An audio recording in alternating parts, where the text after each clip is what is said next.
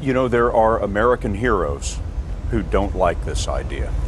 Neil Armstrong, Gene Cernan have both testified against commercial spaceflight and the way that you're developing it, and I wonder what you think of that.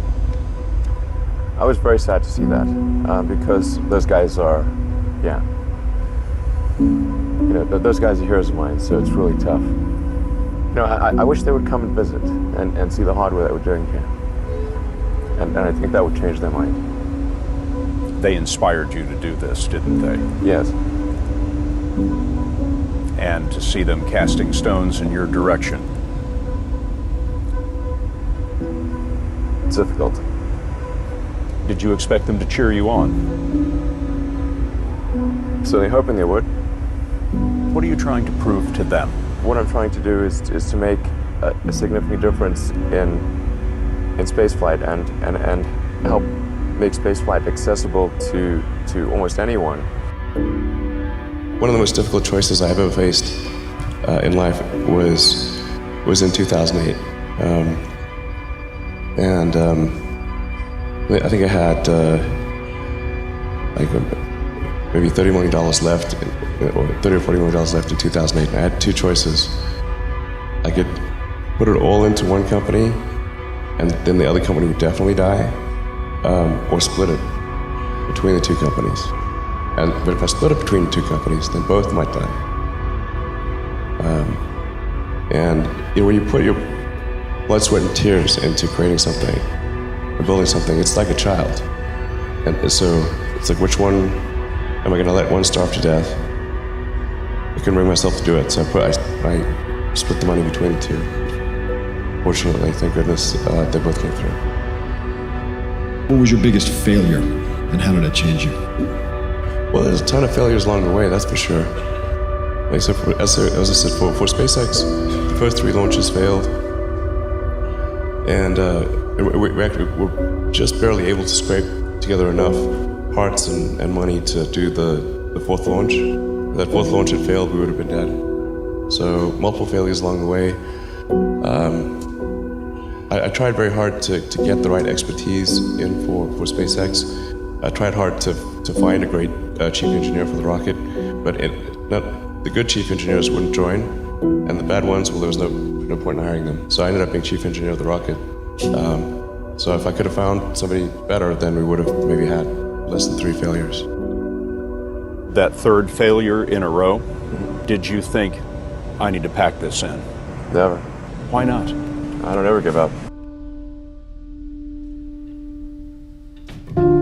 So many people tried to talk me out of starting a rocket company. It was crazy. One good friend of mine collected a whole series of videos of rockets blowing up and made me watch those. He just didn't want me to lose all my money.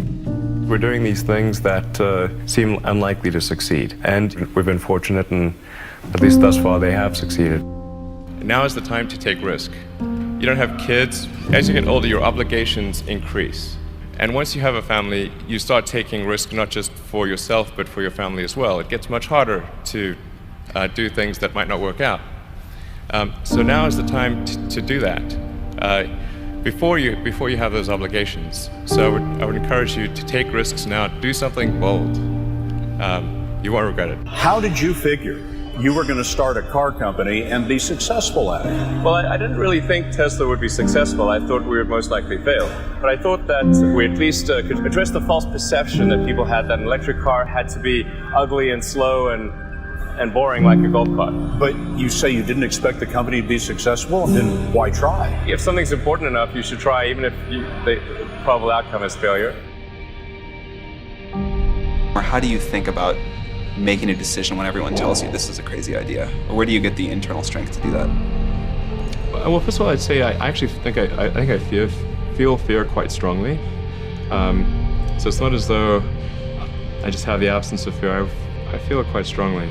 But there are just times when something is important enough, you believe in it enough, that you do it in spite of the fear. I think about what technology solution is necessary in order to achieve the particular goal, and then try to make as much progress in that direction as possible. I think being a multi-planet species and being out there among the stars is important for the long-term survival of humanity. And that's one reason. But then the part that I find personally most motivating is that it creates a sense of adventure, and it makes people excited about the future.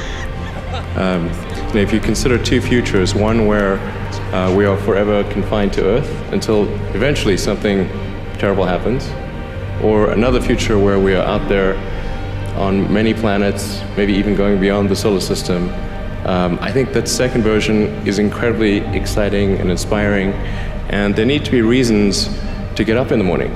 Life can't just be about solving problems. Otherwise, what's the point? There's got to be things that people find inspiring and make life worth living.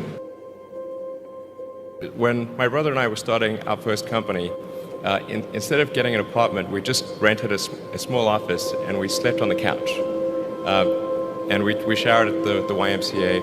And we're so hot up, we had one computer. So the website was up during the day, and I was coding at night. 7 days a week, all the time. And I sort of briefly had a girlfriend in that period, and in order to be with me, she had to sleep in the office. So work hard, every waking hour. That's the thing I would say, particularly if you're starting a company. Whatever area that you get into, given that even if you're the best, there's always a chance of failure. So I think it's important that you really like whatever you're doing. If you don't like it, life is too short. If you like what you're doing, you think about it even when you're not working.